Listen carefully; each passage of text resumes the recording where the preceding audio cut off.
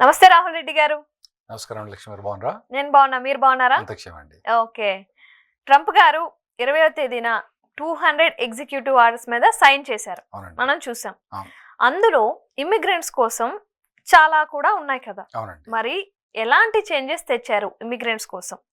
ఇప్పుడు మెయిన్ ఒకటి ఏంటంటే సిటిజన్షిప్ యాక్ట్ ను ఎవరైతే పిల్లలు ఇల్లీగల్ వాళ్ళకు కానీ లేదా లీగల్గా ఉన్న వాళ్ళకు కూడా వాళ్ళ పిల్లలకు ఇదివరకు సిటిజన్షిప్ అమెరికా భూమి మీద పుట్టిన వాళ్ళకల్లా సిటిజన్షిప్ ఇచ్చేది.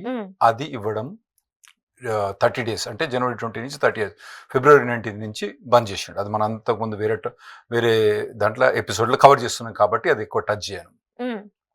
అది కాకుండా చాలా ఎగ్జిక్యూటివ్ ఆర్డర్స్ పాస్ చేసిండండి. అది డైరెక్ట్ గా ఎస్పెషల్లీ మన తెలుగు వాళ్ళ ఇమిగ్రెంట్ ఫ్యామిలీస్ కు డైరెక్ట్ ఎఫెక్ట్ దాని మీద లేకున్నా కానీ ఏది ఆ ప్రొవిజన్ మీరు చదివిన అనుకోండి, హెడ్డింగ్ చదివిన అనుకోండి, హెడ్డింగ్ లా కనబడకపోయినా కూడా దాని ఇండైరెక్ట్ ఇంప్లిమెంటేషన్కి వచ్చే మటుకు మనకు చాలా ఎఫెక్ట్ అయ్యే ఛాన్స్ ఉన్నాయి కొన్ని ప్రొవిజన్స్. ఓకే సార్, మరి అందులో ఏ ప్రొవిజన్స్ ఉన్నాయి? 200 ఎగ్జిక్యూటివ్ ఆర్డర్స్ అన్ని లిస్టు ఒక్కొక్కటి పోయినండి. పోయిన తర్వాత మనకు కనెక్షన్ ఇప్పుడు తర్వాత కొన్ని ఉన్నాయండి. ఇప్పుడు ఎనర్జీ ప్రొవిజన్ అని ఉంది అన్నట్టు, అది అందులో మనకేం కనెక్షన్ లేదు, ఇమిగ్రెంట్స్ ఏం సంబంధం లేదు. వాళ్ళు ఎక్కడనో అలాస్కా జంగల్లో వాళ్ళు డ్రిల్ చేసుకుంటారు ఆయిల్ కు, దానికి సంబంధం లేదు.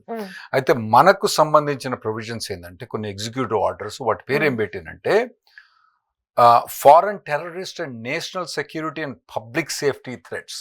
టెర్రరిస్ట్ ఏంటండి? అంటే టెర్రరిస్ట్ కి మనకి సంబంధం ఏంటి? ఉన్నది. వాళ్ళు ఏం చెప్తారంటే ప్రతి ఫారెన్ బయట నుంచి వచ్చేటోడల్లా వాడు టెర్రరిస్ట్ అయి ఉంటాడు.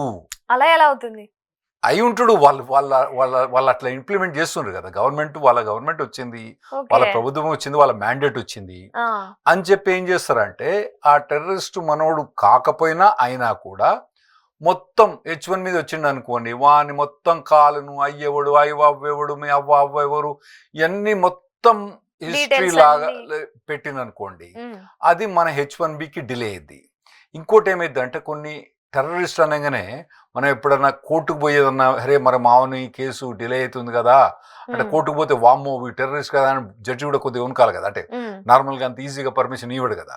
సో ఆ టెర్రరిస్ట్ ప్రొవిజన్ కింద కూడా మన అన్ని డిలే అయ్యే ఛాన్స్ ఉంటాయి అన్నట్టు. ఇవన్నీ డిలే టాక్టిక్స్. స్పెషల్గా మనకు ఎవరైతే టెర్రరిస్ట్ డౌట్ ఉన్నారో వాళ్ళని తీసుకొని లోపడేసి అయిపోద్ది. అది కాకుండా ఏం చేస్తారంటే ప్రతి H1B L1B డిలే అయింది అనుకోండి, ఏంటంటే ఇది సెక్యూరిటీ ప్రొవిజన్ అని పక్కన పెట్టేస్తారు అన్నట్టు. సెక్యూరిటీ ప్రొవిజన్ అంటే మనం కాంగ్రెస్ మెన్ కాంటాక్ట్ చేసినా, మన సెనేటర్ కాంటాక్ట్ చేసిన, అంటే మన ఎంపీలకు వీళ్ళకి కాంటాక్ట్ చేసిన వాళ్ళు ఏమంటారు సెక్యూరిటీ ప్రొవిజన్ కదా మేము ఏం చేయలేదు అంటారు. సో అటువంటి ఆ ప్రొవిజన్ కింద ఇంకోటి ఏంటంటే guaranteeing the states against invasion అంటే దండయాత్ర. స్టేట్స్ అంటే అమెరికాలో ఉన్న చిన్న స్టేట్స్ ఉంటాయి కదా, అమెరికా నేషన్ అయితే ఆ స్టేట్స్ మీద ఎవరు దండయాత్ర చేయకుండా ఉండటానికి ఒక ఎగ్జిక్యూటివ్ ఆర్డర్ ప్రొవిజన్ చేసిండు. మనం చదువుకోవడానికి వెళ్ళట్లేదు, జాబులు చేయడానికి వెళ్ళలేదు, దండయాత్ర కోసమే వెళ్తాం. అంటే ప్రతి ఒన్న వచ్చినప్పుడల్లా నాయన నువ్వు దండయాత్ర చేయడానికి వచ్చినావా లేదా చదువుకుంటానికి వచ్చినావా, అవన్నీ క్వశ్చన్స్ వాళ్ళని అడిగి సాగదీసి లాగదీసి వాళ్ళని ఇబ్బంది పెట్టడానికి ఇది యూజ్ చేసే అవకాశం ఉంటది. ఇవన్నీ ప్లాన్ చేసింది ఎవరంటే స్టీవెన్ మిల్లర్ అన్న ఒక అతను అండి, ఇమిగ్రేషన్ అడ్వైజర్. మనం అంతకుముందు కవర్ చేసిన దాన్ని క్యారియర్ గైడ్ లో. సో అతను ఇవన్నీ కేర్ఫుల్ గా 3 నెలల నుంచి, అంటే ఎంత ముందు నుంచి అతను బాగా నాలెడ్జ్ ఉంది, 3 నెలల నుంచి మొత్తం డిజైన్ చేసి ఇవన్నీ ప్రొవిజన్స్ అంటే ఇందులో కొన్నేమో ఇల్లీగల్ ఇమిగ్రెంట్స్ ప్రివెంట్ చేస్తా అనుకున్నాయండి. ఓకే, కొన్నేమో ఇల్లీగల్, ఏవి కూడా టెర్రరిస్ట్ ప్రివెంట్ చేయడానికి లేవు ఇది. ఎందుకంటే టెర్రరిస్ట్ ప్రివెంట్ చేయాలంటే టెర్రరిస్ట్ మీద టార్గెట్ చేయాలి. వీడు పోరగాడు ఎక్కడో పోయి కాలేజీలో చదువుడు, ఉద్యోగం చేసేవాడు, యాపిల్లో పోయేటోడు, వాని అనవసరంగా వాని మీద 50-10 గంటలు వాళ్ళు స్పెండ్ చేసిన దానికన్నా వాళ్ళు ఎవరైతే యాక్చువల్లీ టెర్రరిస్ట్ టార్గెట్ వాటి మీద స్పెండ్ చేయాలి. కాకపోతే ఈ ప్రొవిజన్స్ అన్ని నాకు తెలిసిందంటే ఇల్లీగల్ ఏలియన్స్ మీద టార్గెట్ ఎక్కువ, ఆ తర్వాత లీగల్ ఏలియన్స్ మన లాంటి వాళ్ళు H1B F1 వీసా పోయే వాళ్ళ మీద ఇవి పిచ్చిక మీద బ్రహ్మాస్త్రం ఆ టైప్ లా వీళ్ళు ఇవి మన మీద ఉపయోగించే ఛాన్స్ ఉంటదండి. ఇంకోటి ఒకటేమో స్టేట్స్ మీద ఇన్వేజన్ అని ఉన్నది, అంటే స్టేట్స్ మీద దండయాత్ర. ఇంకోటి protecting American people against invasions, అంటే అమెరికన్ పీపుల్ మీద దండయాత్ర. అది మనకేం అవసరం అండి. అంటే మరి అది ఏందో మరి మనం పోయి మెక్డొనాల్డ్ మెక్సికన్ కొనుక్కొని తింటే మరి అది దండయాత్రనా? అది ఏంది? నువ్వు ఎందుకు కొనుక్కున్నావు, ఏంది కొనుక్కున్నావు, అసలు కొన్నవా, మరి చికెన్ తింటానవా, ఆ చికెన్ తోటి మరి ఏమన్నా నువ్వు చేస్తావా, వాడు ఏమడుగుతారో మనకు తెలియదండి. మేము ఇంగ్లీష్లో దీన్ని వెట్టింగ్ ప్రాసెస్ అంటామనండి. అంటే అనవసరంగా ఇబ్బంది పెట్టడము ఇది. సో ఈ ప్రొవిజన్ కూడా మనకు ఉంటుంది. సెక్యూరింగ్ అవర్ బార్డర్స్ అదొక ప్రొవిజన్ అండి. సెక్యూరింగ్ అవర్ బార్డర్స్ అంటే సరే మొదటి నుంచి ట్రంప్ అడ్మినిస్ట్రేషన్ ఏది వాల్ కడతా అన్నాడు, ఇల్లీగల్ ఎలియన్స్ రాకుండా, అది కరెక్టే నేమో, కానీ దాంట్లో కూడా మనల్ని చాలా ఇబ్బంది పెట్టే ఛాన్స్ ఉంటుందండి. బార్డర్స్ అంటే ఒక్క గోడ మీద జంప్ చేయడం ఒక్కటే కాకుండా, బార్డర్స్ అంటే మరి ఎయిర్పోర్ట్లో వచ్చినప్పుడు కూడా బార్డరే అది. అక్కడ కూడా మనను లాగదీసి ఇబ్బందులు పెట్టే ఛాన్స్ ఉంటుంది ఈ పర్టికులర్ ప్రొవిజన్, ఈ secure the borders executive order. ఇంకోటి అంటే రెఫ్యూజీ అడ్మిషన్స్ ప్రోగ్రామ్ అని ఒకటి ఉందండి. ఇది కొద్ది వీక్నెసెస్ ఉన్నాయి రెఫ్యూజీ అడ్మిషన్ ప్రోగ్రామ్స్లో కానీ, అసైలం అడ్మిషన్స్ ప్రోగ్రామ్లో కానీ. కొన్ని అంటే రెఫ్యూజీ అంటే నాకు వేరే దగ్గర తావు లేదు, నాకు ఇక్కడ ఆశ్రయం అని చెప్పి రెఫ్యూజీ అని అన్నట్టు. అయితే ఇప్పుడు కొందరు ఏం చేస్తారంటే B1 B2 మీద వచ్చేసి వీసా మీద వచ్చేసి శరణార్థుల మాదిరి ఆశ్రయం తీసుకుంటారు. అంటే ఇప్పుడు మనోళ్ళు చాలా మంది, ఎస్పెషల్లీ మన తెలుగు వాళ్ళు, అటువంటి ఏ శకలు చేయకున్నా కూడా మరి నువ్వు చేస్తావేమో, ఓకే నువ్వు అక్కడ పోయిన తర్వాత నేను శనార్థుని అంటమేమో అని చెప్పి వీడిని ఇక్కడి నుంచి ఎప్పుడైతే వీడు ఇమిగ్రేషన్లో ఫస్ట్ H1B అప్లై చేసినా కూడా, తర్వాత కౌన్సిలేట్లో పోయి అప్లై చేసినా కూడా, అక్కడ బార్డర్లో పోయి అప్లై చేసినా కూడా వీన్ని సకల ఇబ్బందులు పెట్టే ఛాన్సు ఈ ఎగ్జిక్యూటివ్ ఆర్డర్లో ఉంది. అంటే మొత్తానికి ఈ గవర్నమెంట్ అన్నది యాంటీ ఇమిగ్రేషన్ గవర్నమెంట్ అన్నది మనకు మొదలే తెలిసిపోయింది, అది మెయిన్ ఎజెండా అని తెలిసిపోయింది. కానీ ఎన్ని ప్రొవిజన్స్ తీసుకొచ్చి మన మీద కుప్పగూడి కొడతాడా అన్న బాధ ఒకటి మాత్రం బాగుందండి. ఇంత వ్యతిరేకంగా చేస్తాడని అయితే మేము అనుకోలేవన్నీ. అంటే ఇవన్నీ ఇల్లీగల్ గా వచ్చే వాళ్ళకి, ఇల్లీగల్ గా చేసే వాళ్ళకి అయితే పర్వాలేదు అనుకోవచ్చు, న్యాయంగా వచ్చే వాళ్ళకు కూడా ఉంటది. అయితే ఇతను ఇప్పుడు ఏదైతే న్యాయంగా ప్రివెంట్ చేయలేకపోతున్నాడో, H1B అన్నది ఇతను బ్యాన్ చేయాలంటే దానికి ఒక పెద్ద అంత ఈజీ కాదు. ఒకవేళ చేసినా కూడా కోర్టులు ఒప్పుకోపోయే ఛాన్స్ ఉంటాయి అన్నట్టు. ఇప్పుడు టెర్రరిజము, ప్రొటెక్టింగ్ ద బార్డర్స్ అంటే ఏమనుకుంటారు పబ్లిక్ కానీ, జడ్జిలు కానీ, వాళ్ళు అబ్బో వీడు మంచిగా చేసుకుంటుంటే. కాకపోతే ఏంటంటే వాడు పట్టుకునేది ఏమంటారు, కొండంతో ఎలుకని పట్టుకున్నట్టు, ఆ కొండంతా మనం అన్నట్టు, ఆ ఎలుక చక్కగా ఎలుకని పట్టుకునే దానికన్నా మన కొండంతా మనం దోతాడు అన్నట్టు. ఇటువంటి ప్రొవిజన్. ఇంకోటి ఏంటంటే మిలిటరీ వాళ్ళను territorial integrity of United states, military వాళ్ళను లోపలికి తీసుకొచ్చి, నార్మల్గా మిలిటరీ అన్నది సివిల్ అడ్మినిస్ట్రేషన్ రారు, మన మిలిటరీ కూడా సివిల్ అడ్మినిస్ట్రేషన్ రాదు, వాళ్ళ పని ఏదో వాళ్ళు చేసుకుంటారు, వాళ్ళ క్యాంపులు వేరే ఉంటాయి, పోలీసు వాళ్ళు వేరే ఉంటారు, సెంటర్ పోలీసు వాళ్ళు వేరే ఉంటారు, కానీ మిలిటరీ వాళ్ళు వేరు. ఇప్పుడు మిలిటరీ వాళ్ళని కూడా తీసుకొచ్చి ఇమిగ్రేషన్ మీద ఇంటర్ప్రిట్ చేస్తాను.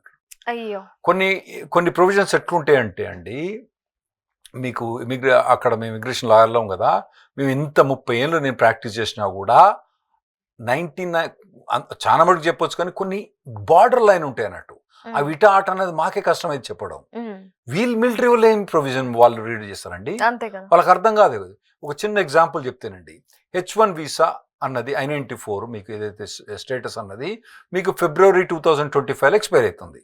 దాని ఎక్స్టెన్షన్ ఫైల్ చేస్తే రిసీట్ నోటీస్ వస్తుంది. ఆ రిసీట్ నోటీస్ తోటి మీరు 240 days పని చేసుకోవచ్చు, అప్రూవల్ రాకున్నా కూడా. వానికి ఏమర్థమైంది, మిలిటరీ వానికి నీకు H1B అప్రూవల్ లేవు తీసుకొని లోపడేస్తా అంటున్నాడు. సో ఇవన్నీ మేము ఎట్లా వేయగాలన్నది నెక్స్ట్ 4 ఏళ్ళు చూడాలి. ఇటువంటి కొన్ని president Trump's America first policy, సరే అమెరికా ఫస్ట్ అన్నది ఎవరు కూడా ఒప్పుకోవాల్సిందే.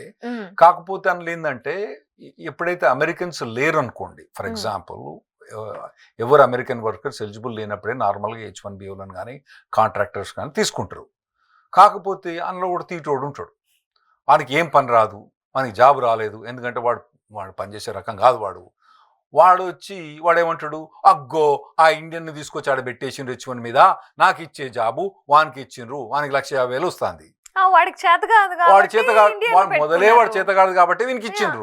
కానీ వీడు కంప్లైంట్ చేసిండు అన్ని, వాడు దాన్ని ఇన్వెస్టిగేట్ చేసి సాగదీసి లాగదీసి మొదలు మనం తీసి పక్కన పెట్టేసి ఇబ్బంది అయింది. సో ఇటువంటి వాటిని ఒకవేళ మన వల్ల హైర్ చేసుకుందామన్నా కూడా భయపడే పరిస్థితి వచ్చింది అన్నట్టు.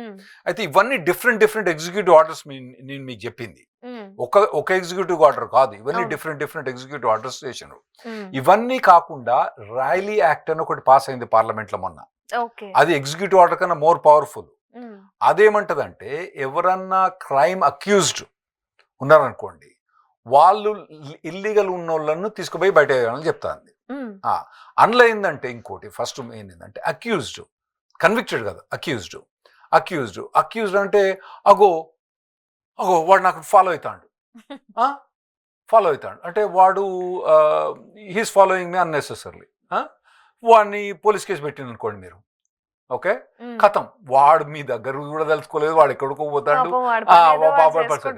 తర్వాత వాని పేపర్లు కనుక నేను ఇంతకుముందు H1B ఎక్స్టెన్షన్ ఉంది, ఆ పేపర్లు కనుక సక్కలేదు, వాడిని తీసుకొని బొక్కలేసేస్తారు. బొక్కలేస్తే వీని జాబ్ పోతే H1 పోద్ది, ఇల్లీగల్ ఆటోమేటిక్ అయిపోతాడు. సో ఇవన్నీ చైన్ థియరీగా చేసే ఛాన్స్ ఉంటుందండి. ఇవన్నీ ఏంటంటే ఎక్స్ట్రీమ్ వెట్టింగ్ అంటాం ఇంగ్లీష్లో.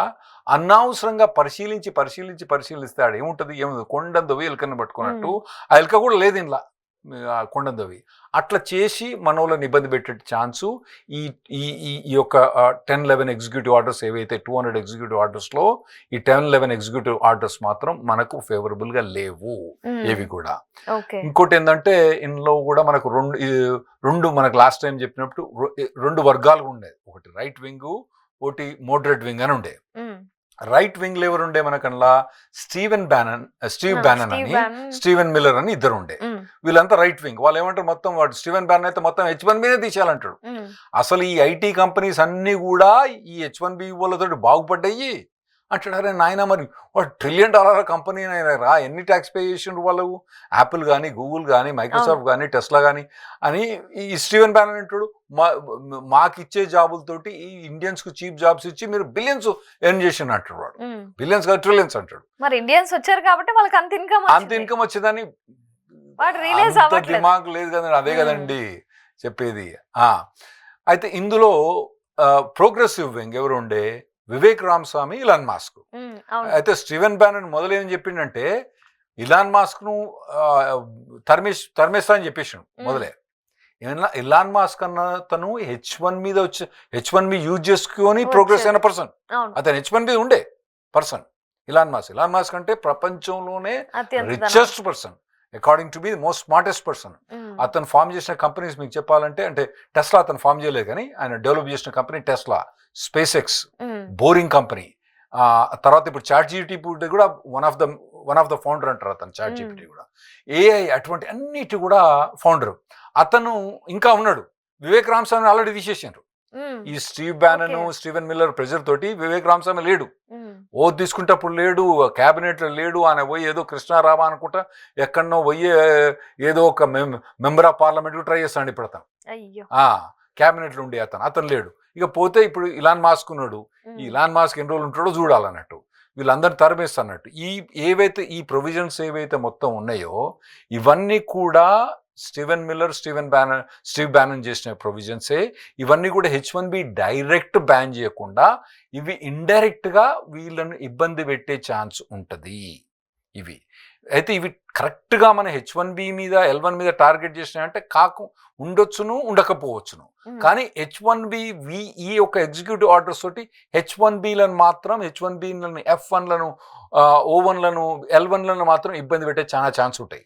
ఓకే, ఇప్పుడు ఇబ్బంది పెడతారు అని మీరు ఇందాక నుంచి చెప్తున్నారు. అంటే ఏ విధంగా ఇబ్బంది పెడతారు? ఈ F1 వీసా, H1 వీసా ఇవ్వకపోవడం, లేకపోతే వాటి ఎక్స్టెన్షన్ చేయకపోవడం లాంటివి ఏమైనా చేస్తారా?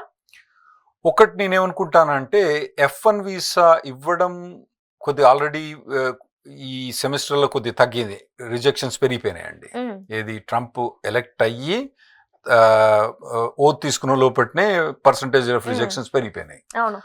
అది ఇంక్రీజ్ అయ్యే ఛాన్స్ ఉంటుంది.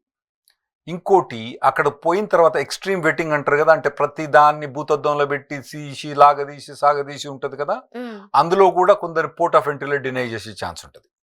ఇక్కడ నుంచి మొత్తం పైసలు కట్టుకుని అక్కడ పోయిన తర్వాత, ఆ తర్వాత వీళ్ళకు OPT అండ్ స్టెమ్ ఎక్స్టెన్షన్ అని, ఇక్కడ నుంచి మనలో పోయిన వాళ్ళు ఎవరు కూడా గ్రాడ్యుయేట్ అయితే ఒక 1 year వర్క్ పర్మిట్ ఉంటుంది. ఆ తర్వాత స్టెమ్ అంటే సైన్స్ కానీ టెక్నాలజీ కానీ మ్యాథమెటిక్స్ కానీ కంప్యూటర్ సైన్స్ వీటన్నిటిలో గ్రాడ్యుయేట్ అయితే ఇంకొక 2 years ఎక్స్ట్రా ఉంటుంది అన్నట్టు వాళ్ళకు.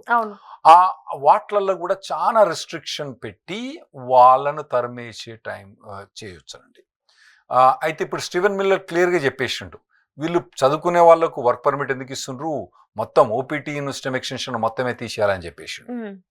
మరి అది తీసేసే లోపు ఇవన్నీ ఇంతకుముందు మనం చెప్పిన మహాభారతంలో ఉన్న యుద్ధ ప్రక్రియలన్నీ కూడా ఇటు పక్క నుంచి అటు పక్కన యుద్ధ ప్రక్రియలన్నీ కూడా వాడి మనల్ని ఇబ్బంది పెట్టే ఛాన్స్ ఉంటుంది స్టెమ్ ఓపీటీ కానీ స్టెమ్ ఎక్స్టెన్షన్. ఇది స్టూడెంట్ వీసా మట్టుకుంటే.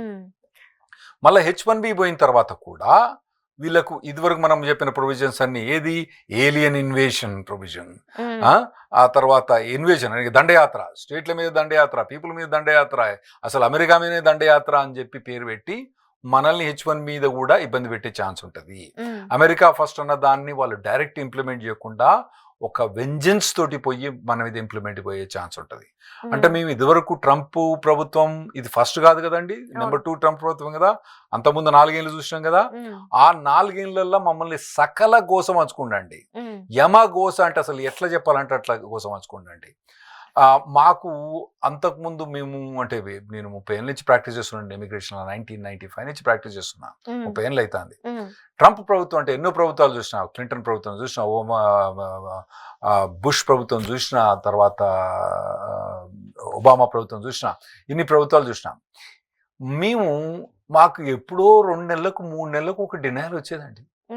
డినైల్ వస్తే వాడు పాపం ఇక వానికి దుఃఖం ఉంటుంది కదా పాపం, డినైల్ వచ్చినాడు. వాడు ఏం చేసేది ఆ డినైల్ పట్టుకొని ఇంకో లాయర్ తీసుకుపోయి ఆ లాయర్ తోటి అనాలిసిస్ చేసి 2-3 లాయర్ తోటి అనాలిసిస్ చేస్తే ప్రతి ఒక్క లాయర్ ఒక ఆర్గ్యుమెంట్ అనేది ఒక తిరిగి చేస్తారు. మేము ఒక తిరిగి చేసి ఉంటాం, అది డినైల్ అయిపోయింది. ఒప్పుకోవాలి. మరి తప్ప అప్పు అన్నది డిఫరెంట్. అయితే అతను వేరే లాయర్ ఏంటంటే ఈ ఒపీనియన్, నువ్వు ఇట్లా ఆర్గ్యూ చేయలేదు కాబట్టి నాకు డినైల్ అయింది కాబట్టి నా లైఫ్లో ప్రాబ్లం వచ్చింది అని వాని ఎంప్లాయర్ తోటి కాన్ఫరెన్స్ కాల్ పెట్టి వాని పెళ్ళాని వాని అయ్యను ఎక్కడి నుంచి ఇండియా నుంచి వాని అయ్యను కాన్ఫరెన్స్ కాల్ పెట్టి మాట్లాడేది. అప్పుడు ఏది 2-3 నెలలకు ఒకసారి డినైల్ వస్తే సరే ఫేస్ చేసేది. ఇక నాకేందంటే అప్పుడు ప్రాబ్లము, ఆఫీస్లో 10 మంది లాయర్ అనుకోండి, ఏ డినైల్ వచ్చినా వాళ్ళతో నేనే మాట్లాడాలి. ఈ 2016లో ఎప్పుడైతే ట్రంప్ ప్రభుత్వం వచ్చిందో నిజం చెప్పాలంటే 2018 అబౌట్ 17-18 నుంచి మా ఆఫీస్లో అండి ప్రతిరోజు ఒక డినైల్ గ్యారంటీ, రోజు డినైల్. ఒక్కటి కాదులేండి, ఎక్కువ ఎందుకులేండి మీకు చెప్పాలంటే, ప్రతిరోజు డినైల్. మా ఆఫీసే కాదండి, అందరి పరిస్థితి అట్లే. అయితే అప్పుడు పిల్లలు అడ్జస్ట్ అయిపోయారు. ఓకే రాహుల్ డినైల్ వచ్చిందా, సరే నెక్స్ట్ ప్రాసెస్ ఏంది, అరే నాయన నువ్వు ఇండియాకు పోరా, మళ్ళీ మేము వచ్చి అప్లై చేస్తాము, మళ్ళీ అక్కడ పోయిన తర్వాత మళ్ళీ స్టాంపింగ్ చేసుకొని రారా, ఓకే సరే అని వెళ్ళిపోయేది. వాడు అలవాటు అయిపోయింది, వాడు ఇబ్బంది పెట్టకపోయేది మమ్మల్ని, అట్లా అలవాటు అయిపోయింది అన్నట్టు. ఇప్పుడు మళ్ళీ బైడెన్ ప్రభుత్వం వచ్చినప్పుడు మళ్ళీ అన్ని అప్రూవల్స్ వచ్చినాయి. మళ్ళీ ఇప్పుడు మాకు ఏమలోకం మొదలైంది. ఈ 4 ఏళ్ళు మాత్రం చాలా లోకం. మరి ఇలాంటి పరిస్థితిలో మన ఇండియన్స్, అందులోనూ మన తెలుగు వాళ్ళు ఎలాంటి జాగ్రత్తలు తీసుకోవాలి? కొన్ని జాగ్రత్తలు ఈజీగా తీసుకోవచ్చు అండి, వీళ్ళు తీసుకోరండి. నెంబర్ 1 జాగ్రత్త, ఇండియాకు ట్రావెల్ చేయకండి. ఇన్ని ఇబ్బందులు పెట్టుకొని, ఇన్ని ఒడుగుదొడుగులు పెట్టుకొని, ఇన్ని ఏమంటారు మంటల నుంచి దూకి మీరు ఇండియాకు రావాల్సిన అవసరం లేదు. అక్కడనే ఉండి ఈ 4 ఏళ్ళు ఎట్నో కడితే ఆ తర్వాత మళ్ళీ చూసుకోవచ్చు. ఈ గండం గడిచేంత మటుకు మీరు అక్కడనే ఉండడం బెటర్. ఎందుకంటే మాకు మెయిన్ ప్రాబ్లం ఏంటంటే ఆ వచ్చినప్పుడు ఇక్కడ US కాన్సులేట్లో అటకాయించిపోతారు, అది ఇబ్బంది, అది మెయిన్ ఇబ్బంది అండి. సెకండ్ ఏంటంటే ఎప్పుడైతే మీకు H1Bలు కానీ L1Bs ఇవన్నీ ఉంటాయి కదా, మీకు ఇప్పుడు మే 2025లో H1B కానీ L1B ఎక్స్పైర్ అయిపోతే మేలో మీ H1B కానీ L1 కానీ H4 కానీ రిజల్ట్ వచ్చినట్టు చూసుకోండి. ఎందుకంటే ఒకవేళ మే లోపల కనుక మీకు డినైల్ వస్తే మీకు మళ్ళీ ఇంకో ఛాన్స్ ఉంటుంది ఫైల్ చేయడానికి. అయితే ప్రీమియం ప్రాసెసింగ్ చేసుకొని, ఒకవేళ ప్రీమియం ప్రాసెసింగ్ తీసేయకపోతే మళ్ళీ అదో కూడా ఉందిలేండి, ప్రీమియం ప్రాసెసింగ్ గురించి మళ్ళీ మాట్లాడతా. సో ప్రీమియం ప్రాసెసింగ్ అంటే ఎక్కువ డబ్బులు తీసుకొని తొందర రిజల్ట్ వస్తుంది. అవునండి, అది కూడా తీసేసే ఛాన్స్ ఉంది. లాస్ట్ టైం తీసేసిన ప్రీమియం ప్రాసెసింగ్ కూడా. సో ఇప్పుడు ప్రీమియం ప్రాసెసింగ్ ఉన్నప్పుడు మీరు ప్రీమియం ప్రాసెసింగ్ తీసుకొని డెసిషన్ ముందు తీసుకుని అనుకోండి, మీకు నెక్స్ట్ మళ్ళీ ఇబ్బంది ఉండదు. అదొక్కటి మీరు ప్రొవిజన్ చేసుకుంటే, ఒకవేళ ప్రీమియం ప్రాసెసింగ్ 2025 మీకు అప్రూవ్ అయిపోయింది అనుకోండి, మీకు ఇబ్బంది లేదు. ఒకవేళ డినై అయిపోయింది అనుకోండి, వాళ్ళు ఇంకోసారి ఫైల్ చేసుకోవచ్చు. ఇంకోసారి ఫైల్ చేసుకుంటే మీకు H1B మేలో ఎక్స్పైర్ అయితే మీకు 240 days ఎక్స్ట్రా ఉంటుంది. అప్పుడు ప్రీమియం ప్రాసెసింగ్ చేసుకోవాల్సిన అవసరం లేదు. కనీసం ఒక 6 నెలలు 8 నెలలు గడిపొచ్చు కదా ఎక్కువ. అట్లా అని చెప్తున్నట్టు ఈ 2 ప్రొవిజన్స్ మీరు ఫాలో అవ్వాలి. ఇంకోటి ఏంటంటే ఈ ప్రభుత్వము H4EADలను తీసేసే వాళ్ళు మొదలే చెప్పాను, H4EADలను తీసేస్తా అన్నారు. అంటే దాదాపుగా మన వాళ్ళు ఒక 3 లక్షల మంది H4EAD మీద ఉన్నారండి. వాళ్ళని ఆ H4EAD ప్రొవిజన్ తీసేసే ఛాన్స్ ఉంటుంది. తర్వాత OPT అండ్ స్టెమ్ ఎక్స్టెన్షన్ ఇది కూడా దాదాపుగా మన వాళ్ళు ఒక 70-80 వేల మంది, ఒక లక్ష పైన వాళ్ళు OPT స్టెమ్ ఎక్స్టెన్షన్ మీద ఉన్నారు. అంటే అందులో మన తెలుగు వాళ్ళు దాదాపు 50-70 వేల మంది OPT స్టెమ్ ఎక్స్టెన్షన్ మీద ఉన్నారు. అందులో OPT ఉండవచ్చును, కానీ స్టెమ్ ఎక్స్టెన్షన్ మాత్రం తీసేసే ఛాన్స్ ఉంటుందండి. అదొక ప్రొవిజన్ ఉంటుందండి. సో ఇవన్నీ ఏంటంటే అంటే కొన్ని ఉంటాయండి, కొన్ని టైంలా హిస్టరీలా కొన్ని టైమ్స్ ఉంటాయండి. మీకు సింపుల్గా చెప్పాలంటే 1920s లిక్కర్ బ్యాన్ చేసినప్పుడు మరి లిక్కర్ తయారు చేసే కంపెనీస్ ఏం చేసుకుని పెట్టుకొని పెట్టుకొని కూర్చున్నాయి. ఒక 4-10 ఏళ్ళు కూర్చున్న తర్వాత మళ్ళీ రివైవ్ అయినా. అంటే ఇప్పుడు పడే మీ జాగ్రత్తలు వీలైనంత మట్టుకు కన్జర్వేటివ్ ఉండి, మీరు ఇటువంటి క్యారియర్ గైడ్ రెగ్యులర్కి వస్తే మేము అప్డేట్ చేస్తూ అంటాం ఏది మంచిది కాదని. అది మీరు వాటిని దృష్టి పెట్టుకొని ట్రావెల్ మీరు అన్నది ఒకటి బాగా రెస్ట్రిక్ట్ చేసుకొని వీలైనంత మట్టుకు కన్జర్వేటివ్గా ఉండాలంటే. ఎప్పుడు కూడా ఏమంటారు, మన చిన్నప్పుడు మా అమ్మమ్మ చెప్పేది ఏంటంటే, అరే నిప్పుతోట ఆడితే ఎప్పుడు ఒకటి చదువుకుంటుంది మనం. సో వీలైనంత మట్టుకు మీరు స్టే అవే చేయాలి అక్కడి నుంచి. ఒకవేళ వీలైనంత మటుకు డబ్బుల కన్నా ఎక్కువ సేఫ్టీ కోసం, మన అంటే ఇమిగ్రేషన్ సేఫ్టీ కోసం ఉండడం చాలా బెటర్. వేరే కంపెనీ డబ్బులు ఎక్కువ ఇస్తున్నా కూడా ఈ కంపెనీలో మీకు సేఫ్టీ ఉంటే మాత్రం, అంటే ఇమిగ్రేషన్ వైజ్ సేఫ్టీ ఉంటే బెటర్. మీకు కొత్తగా H1B ప్రొవిజన్స్ రెగ్యులేషన్స్ చేంజ్ అయినాయి మనకు. అవి కూడా January 17 నుంచి ఇంప్లిమెంట్ అయినాయి. అంటే అది ఒకందుకు మంచిదే, ఎందుకంటే ఆ ప్రొవిజన్స్ కనుక రాకపోతే ట్రంప్ మనల్ని ఆ కొత్త రెగ్యులేషన్స్ ట్రంప్ కనుక పాస్ చేస్తుంటే కథమే ఉండేవాళ్ళం మనం. సో అందులో కూడా కొద్ది రిస్ట్రిక్షన్స్ ఉన్నాయి మనకు. ఇప్పుడు ఏది ఎండ్ క్లయింట్ నుంచి లెటర్ కావాలి, ఆ లెటర్లో మీకు డిగ్రీ రిక్వైర్మెంట్ అనేది కంపల్సరీ అయిపోయింది. వెండర్ దగ్గర నుంచి లెటర్ కావాలి. ఇవన్నీ మీకు ఫేవరబుల్ ఉన్న కంపెనీ నుంచి పోండి. ఇంకోటి ఏంటంటే, ఒకవేళ మీరు కంపెనీ నుంచి A నుంచి కంపెనీ B మూవ్ అవుతున్నప్పుడు మీరు ఏం చేయాలంటే, మీరు ఆల్రెడీ ప్రీమియం ప్రాసెసింగ్ తెచ్చుకొని అప్రూవల్ అయిన తర్వాత మూవ్ కావడానికి ట్రై చేయండి. సో ఇటువంటి కొన్ని ప్రొవిజన్స్ తీసుకుంటే మీకు సేఫ్టీ ఉంటుంది. ఇప్పుడు 4 ఏళ్ళు మనం గడపాలి అంతే, ఆ తర్వాత మళ్ళీ చూసుకోవచ్చు. ఈ 4 ఏళ్ళు మాత్రం లాస్ట్ ట్రంప్ 1 ప్రభుత్వం గడిపినాం, ఆ తర్వాత బైడెన్ వచ్చిండు, ఆ తర్వాత బైడెన్ మనకు అన్ని చేసిండు, ఎన్నెన్ని రూల్స్ యూజ్ చేసిండండి. 1 year నుంచి 3 years H1B అప్రూవల్ చేసిండు. H4 అండ్ H4EAD కంటిన్యూస్ గా ఒకటేసారి అప్రూవల్ చేసిండు. తర్వాత H4EAD అప్రూవల్ కాకుండా కొన్ని ప్రొవిజన్స్ ప్రకారం 540 days మీకు EAD అప్రూవల్ రాకున్నా కూడా రిసిట్ నోటీస్ మీద పనిచేయడానికి ప్రొవిజన్ చేసిండు.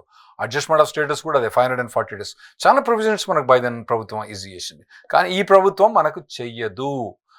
ఇంకోటి మనం ఒకసారి కవర్ చేసినాం, ట్రంప్ ప్రభుత్వం ఏమైంది, డిగ్రీ రాగానే డిగ్రీతో గ్రీన్ కార్డ్ అప్పుడే చెప్పినాం మనం, ఇది వాడు ఇచ్చేది కాదు, పోయేది కాదు, ట్రంప్ ప్రభుత్వం ఇచ్చేది కాదు. ఏవి కనబడతలేవు, అక్కడ లక్షణాలు ఏం కనబడతలేవు, అతను ఇవ్వడు కాదు, అది ఇవ్వడు. అది అప్పుడు మేము 3-4 months కిందనే మనం క్యారియర్ గైడ్ లో కవర్ చేసినప్పుడు క్లియర్గా చెప్పినాం, అతను ఇయ్యడు, అది కాదు. మీరు ఏదో ఎక్కడనో నేను చెప్పినప్పుడు ఎగ్జాంపుల్ శంషాబాద్ పక్కన సముద్రం బీచ్ ఉంది కదండి, ఆ టైప్లా ఇది కాదని అప్పుడే చెప్పేసిన, అది కాదు. సో ఈ 4 సంవత్సరాలు మీరు జాగ్రత్తగా ఉండి ట్రావెల్ జాగ్రత్త చేయడం బెటర్ అండి. ఓకే, నాదో చిన్న క్వశ్చన్. అంటే చాలా మంది వీడియోస్ చూస్తున్నారు, వీడియోస్ చూస్తూ కింద కామెంట్ ఏం పెడుతున్నారంటే, ఈ రాహుల్ రెడ్డి గారు జనాల్ని భయపెడుతూ ఉంటారు, అలాంటివి ఏం లేదు, ఇప్పుడు US లో అంతా బానే ఉంది, మీరు ఈ మాటలు నమ్మద్దు అసలు అని కొందరు కామెంట్ చేస్తున్నారు. వాళ్ళకి మీ ఆన్సర్ ఏంటి, క్లియర్ గా చెప్పేయండి. నేను ప్రాక్టీషనర్ అండి. ప్రాక్టీషనర్ అంటే నేను యూట్యూబర్ని కాదు. మీ యొక్క ఛానల్ తప్ప నేను ఏదో ఒక్కసారి ఏదో ఛానల్ పోయినా మళ్ళీ ఎటు పోను, మీ ఛానల్ తప్పితే నేను ఎటు కవర్ చేయనండి. నేను యూట్యూబర్ని కాదు, నేను సోషల్ మీడియా పర్సన్ కాదు. నేను ప్రాక్టికల్గా లాయర్గా పనిచేసి వచ్చే డబ్బులే నాకు. ఎట్లా ఈ యూట్యూబ్ వీటి మీద డబ్బులు రావు నాకు వచ్చే డబ్బులు అన్నది ప్రాక్టీసు. నా ప్రాక్టీసు మేము 1995 నుంచి ఇప్పటిదాకా ప్రాక్టీస్ చేస్తున్నాండి. కన్జర్వేటివ్ ప్రాక్టీస్ చేస్తా. మాకు 18 మంది లాయర్లు, మొత్తం స్టాఫ్ 100 మెంబర్స్. మా law firm name Reddy Newman Brown. So మేము ప్రాక్టీస్ చేస్తాం కాబట్టి మాకు ప్రాక్టికల్ ప్రాబ్లమ్స్ తెలుస్తాయి. ఇవి కేసులు మాకు దగ్గర వస్తానే మాకు ప్రాబ్లమ్స్ తెలుస్తాయి. మేము ఉట్టిగా పోయి యూట్యూబ్లో ఇట్లా మాట్లాడి దానికి బ్యాకప్ లేకుండా ఉండడం కాదు. మేము మా law firm Reddy Newman Brown ప్రాక్టికల్గా చేస్తాం కాబట్టి. ఇంకోటి ఏంటంటే ఎప్పటి నుంచో ఉన్నా ట్రంప్ 1.0 ఉన్నాయి కదా, మళ్ళీ బైడెన్ ప్రభుత్వం ఉన్నా, బైడెన్ ప్రభుత్వాలు అన్ని మంచిగానే అయినాయి కదా. ట్రంప్ ప్రభుత్వాలు ఉన్నా, బుష్లు ఉన్నా, తర్వాత క్లింటన్లు ఉన్నా, ఇటువంటి అన్ని ప్రభుత్వాలు ఉన్నా ఇవి కూడా మనం గండం ఎక్కించుకోవాలి. కన్జర్వేటివ్గా ఉండడం బెటరు.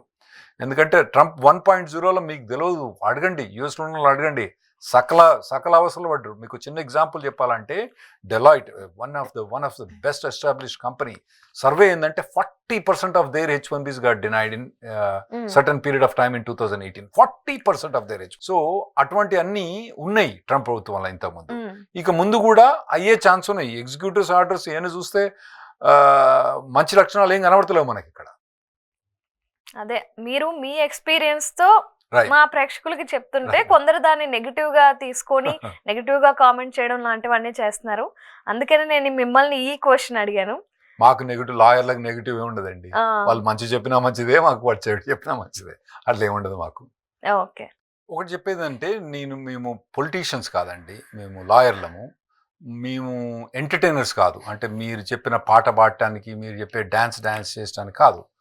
మేము లాయర్స్ కాబట్టి, ప్రాక్టీసింగ్ లాయర్స్ కాబట్టి ఉన్నట్టు చెప్పాలి. చెప్తే మరి నచ్చినా నచ్చకపోయినా మేము చెప్పాలి. ఇప్పుడు పాటలు పాడేటోళ్ళు ఉంటారు, డ్యాన్స్ చేసేటోళ్ళు ఉంటారు. వాళ్ళు ఏంటంటే మీరు రిక్వెస్ట్ చేస్తారు, అరే నాయన ఇట్లా పాడరా అంటే వాళ్ళు అట్లా పాడితే మీకు ఆనందంగా ఉంటుంది. Okay, thank you so much Rahul Reddy గారు. చాలా వాల్యుబుల్ ఇన్ఫర్మేషన్ అయితే మా ప్రేక్షకులకి ఇచ్చారు. ఇలాగే మనం ఎవ్రీ వీక్ చేస్తున్నాం. మీరు పాత ఎపిసోడ్స్ చూడకపోతే చూడండి. సార్ ఏంటంటే ఎవ్రీ వీక్ వచ్చే అప్డేట్స్ని ఎప్పటికప్పుడు చెప్తూ ఉంటారు. Thank you so much sir. Thanks అండి.